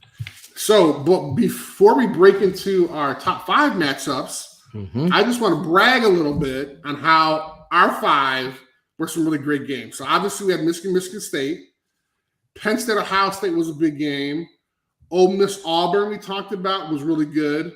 Georgia, Florida, definitely good. And Iowa, Wisconsin. Those are the picks that we picked that were actually really good. Except Iowa, Wisconsin was a. Well, I mean, That was a It was- bloodbath on Halloween Eve. but I'm Mischief saying, night went bad. it was one of the games that was exciting to watch Okay. if you were a Wisconsin fan. So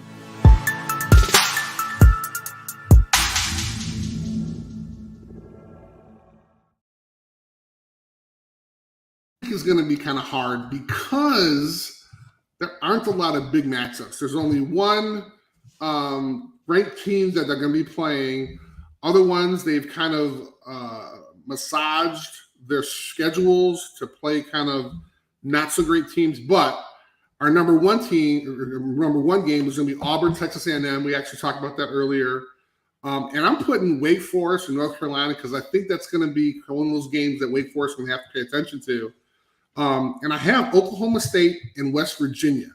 Now, this, even though West Virginia is coming off of 2 wins, they only have 1 loss against Iowa State. So I think it's going to be something that they might want to take a look at playing against Oklahoma State. Then we have, and again, this is because I'm watching them now, is going to be Tulsa at Cincinnati. We talked about before, Tulsa's 3-5. Cincinnati is obviously ranked 4, but it's going to be one of those situations where can they throw up the points? Can they work with that big number on their back? And last one is just going to be see how Alabama is going to play after a bye, playing with a coach with a lame duck coach at LSU. So that was my top 5 matchups. I love those matchups, Chris. I'm glad you did. It's going to be another exciting weekend of college football. Now, Here, though, every week. Before I'm going to do that, I want to talk about a couple other things. Before my thought of the day. Yes. 2 things. One, how about that running back from BYU? Trey Algier. Yes. My man had 5 touchdowns, 266 yards. I swear, guy, he looked like he's about 250, just rolling on people. I just want to give a little special mention. Got to give him a shout out. BYU was not in our top 16, but I think he definitely needs a shout out because he was wrong. And he was 9.2 yards a carry, bro. Come on, man. This guy's hitting the crease. Excited. But the main thing I want to talk about, so there's these coaches that are leaving. So right now, actually on Sunday, after his loss, Gary Patterson decides to retire. And the university asks him, hey, why don't you stay until the end of the year? He's like, no, I think you're ready for me now. I want to do it now. Wait, hold on. I think there's going to be something in these contracts now that will allow the university to recoup a ton of that money back if the coach leaves early. Because these kids, who are they? This is tough. You can't quit in the middle of the season. This dude is walking away. Dude, suck it up, bro. Yeah, I don't get it, but do the lame duck thing. Don't they? If he gets fired, they got to pay him, right? It depends on kind of how contracts are. If he resigns, it's different. With cause, everything else. It's just frustrating because. But you're saying the quit quotient. Well, QQ. Right. He's walking away quitting on his kids, and that doesn't sit well with you. And I completely agree. I think that sets a terrible precedence. What are you trying to do as a program? Well, but also, if it was a health concern, sure, absolutely, we have an understanding, right? Absolutely. But because he's like, nah, I want to do it now.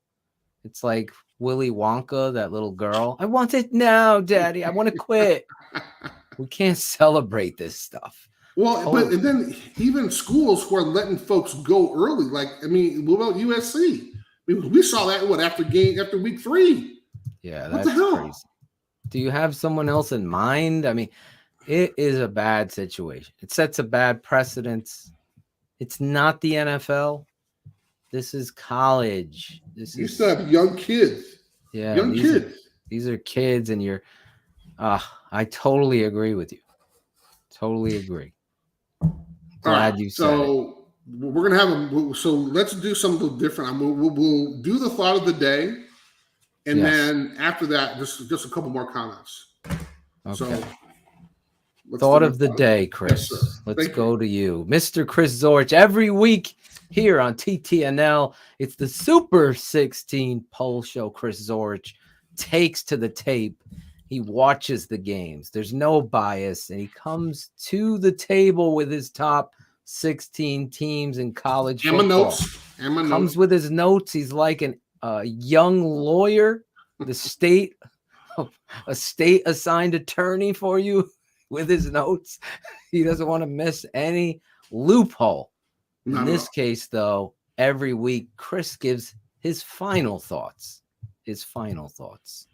And Phil, you can actually stay in here because I know we were going to talk about this before, but I want to give a huge shout out to General Motors for sponsoring the SWAC. And for those of us who might not know what the SWAC is, that's the Southwestern Athletic Conference for historically Black colleges, so HBCU. So they made a huge commitment in supporting HBCUs, which are historically Black colleges and universities, which obviously need some assistance. And I think 2 years ago, right when COVID hit, the majority of HBCUs football programs did not play at all.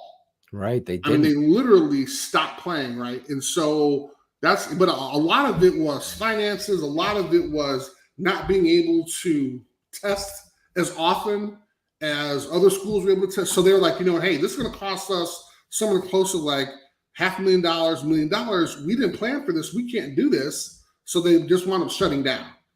And kind of on those lines, they started the Red Tail Classic, which was in the beginning of this year. Actually, ESPN really got behind it. It was the first game this year, actually, the first college game that ESPN showed. And the Red Tail Classic was kind of in honor of the Tuskegee Airmen. Yes. And kind of what they had to go through, but also Tuskegee was involved this year. And it's going to happen every year. And it was just one of those situations where they kind of, ESPN realized what was going on. But this is not only for football. I know a couple years ago, and I forgot what school it was. It wasn't HBCU, but they put together the first lacrosse team at HBCU. And I want to say, I think Duke was involved in some way. So it was kind of cool to have kind of an understanding of kind of what can transpire when you're involved in sports, but more importantly, introducing different sports, but more importantly, again, supporting historically Black colleges and universities. So it's great for General Motors, but also, which kind of is the big question we see, because I know we're going to talk about this before, but when you have someone like Primetime, who's currently at a HBCU, and then you have Eddie George, and I know we were going to talk about this before, but it's going to take those big names to actually go to schools like that, because now you look at it, and I know Jackson State, where Dion is, right? Is it Jackson State or Jackson State? He's at Jackson State. Yeah. Okay, so they've been on ESPN more times than they've ever been in the past, right? And same thing goes with Tennessee State, where Eddie George is. Again, it's allowing that exposure. And I want to say that there's been a handful of guys, not a lot, but a handful of guys who have left the bigger schools, things weren't working out for them, and actually came to some of the HBCUs. So I think that's two Hall of Famers in both those schools for your Chicago Bears. Jackson State, Walter Payton. Absolutely. Tennessee State. We knew who that was. Your former teammate. 95. There you go. Do you remember his rap lines in the 85, the Super Bowl Shuffle? I don't, but I think you may have them memorized. I'm trying to remember them. I'm surprised you have them memorized. Dent. I think it's nice because it's not only are these student athletes getting the exposure, but it's the resources that they're also going to be provided. So now you have more trainers. Now you have more equipment stuff. Now you have better equipment.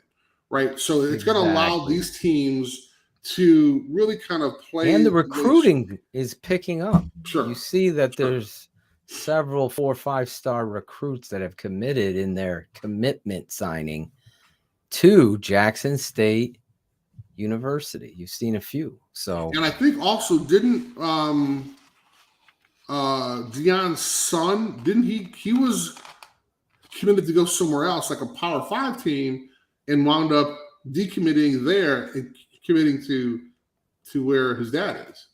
I didn't see that, but I'm going to trust that you did, and that would be correct. Lawrence Knight is correct. There we go.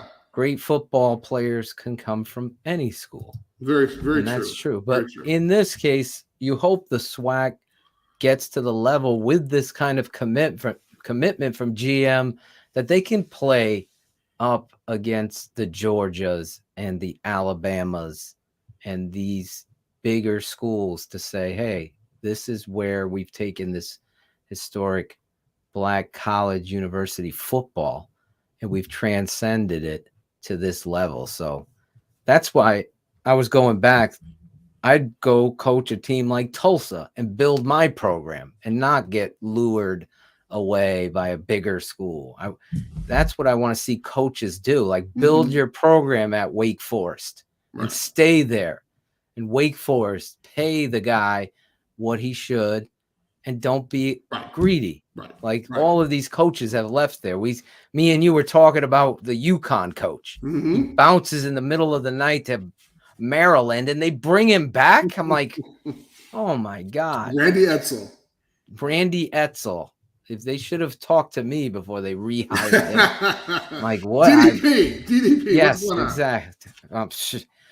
What are you doing? You've ruined your program now. Anyway. So that was some great stuff, Chris. Thank you, sir. In honor of tomorrow night, which is the release of the college football playoff committee's rankings, which you can watch that too.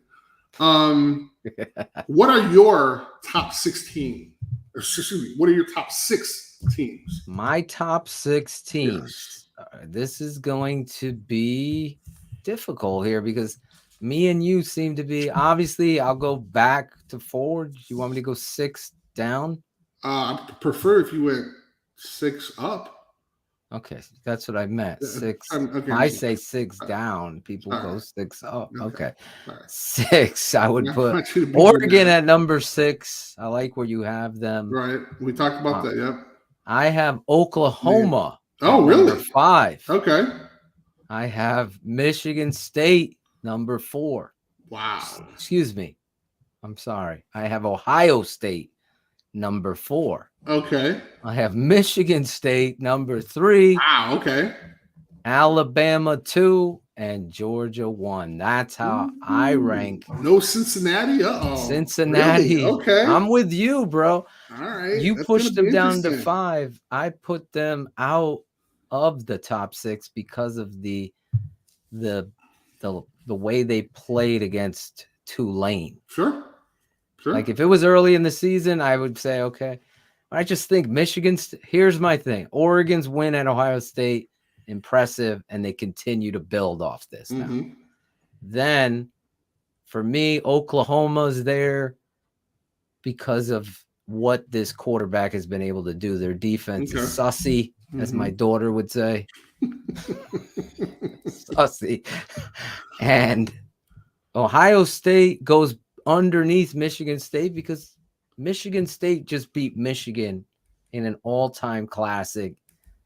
They came back to do it, and the head coach. I like Mel Tucker. I know a lot of Bears fans hate. I met him personally. My uncle actually helped him get into coaching and has been a mentor to him. Nice. So Mel is a great guy, and I know he's a very good coach. He came to a bad situation with Mark Trestman. Let's keep that 100. Let's keep that 100. And the players that didn't really want to play when you hired Trestman. Anyway, and then where you are, Alabama is Alabama. And Georgia is the most dominant team in No, football. by far. Maybe in a Absolutely. decade. I haven't seen Yeah. this kind of speed out there. Interesting. Their offense is a little sussy sometimes with the quarterback, but there's no doubt what that defense. And guess what? Defense is travel. So no matter where you go, Yes, they do. if you keep the score on O, Love it. for Love it. show, you're going to win. That's what I would say. For show. So there you go. Chris Zorich. I love the show every week. Every week we do this. Yes, we had a guest this time. That's awesome. We got a guest. Yes. We got a Watch guest. out. It pushed the show a little longer. I do I apologize also, about that. I was coaching tonight, Chris. Please let's talk about My that. Bears. Now. My Wait. Bears are going to the Super Bowl next. Do they actually have Bear jerseys? Yes. What? Really? Yes. That's so surprising. Sponsored by the NFL. That's so surprising. Right here under the lights, Meriden, Connecticut. Nice. Look at those great faces. See, Yeah, this is that's what it's the all Football about right Foundation is doing, man. They're doing things like that. And, That's what it's about. Getting little boys and little girls involved in a game that although can be dangerous as long as you kind of take all the precautions. Yes. You know, That's what it's all about. Football is the greatest game in the world. There's no doubt. There's so many lessons in life and yes, girls playing flag football. There was a girl tonight on the Chargers we played. Okay. And she was looking like a young Ricky Williams out there, cutting, running over people. She was tough. So yeah, it was a lot of fun. And listen, get your kids involved in football. I think it really is great. And yeah, thank you, Cherie. Tate and Dev loved the game, and they played really good. All of those kids played great football tonight. That's awesome. So that's awesome. Listen, we'll be back next week, Chris, unless you have some anything else you wanted to say. No, I'm good. Well, actually, the Bears are playing Monday night, right? Bears are on next Monday night. So yeah, we got to move our show to Tuesday. So we'll be on Tuesday night, 7 p.m. Central, 8 p.m. Eastern, just to make sure. Just want to let folks know that. Yes, I'm sorry. I was on the field when I saw your text. You are a busy man. I am a busy Coaching guy. Kids, producing shows, keeping it 100, having rants. You know, you're a busy guy. That's what we do. My wife is yelling at me right now. Yeah, I need your help with this kid. Put him to bed. Well, wonderful show, bro. I love the show. Every week, it's the Super 16 poll show with Chris Zorich here on the Tape Never Lies Network. We'll be back next Tuesday, as Chris said, 8 o'clock East, 7 p.m. Central.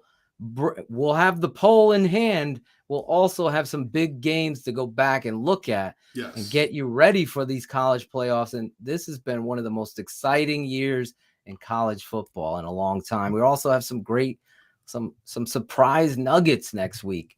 And Chris will be getting prepared for his top 16 football movies coming there we go. Thanksgiving week. That's right. I forgot about that. We got that. And we have a bunch of other stuff. And I hope you guys enjoy the show as much as we do. Chris, I love you. You and your beautiful wife. It was such a pleasure to meet you guys out there at Soldier Field. And then obviously hanging out with you on that Saturday. So just can't thank you enough. We had a good time. Same with you guys. Absolutely. Cherie, great job producing as always. We'll be back next week with the Super 16 poll show with Chris Zorich here on TTNL. Thanks for watching the Super 16 poll show with Chris Zorich. Like, subscribe, and comment. This has been a special presentation of the Tape Never Lies Network. Performance over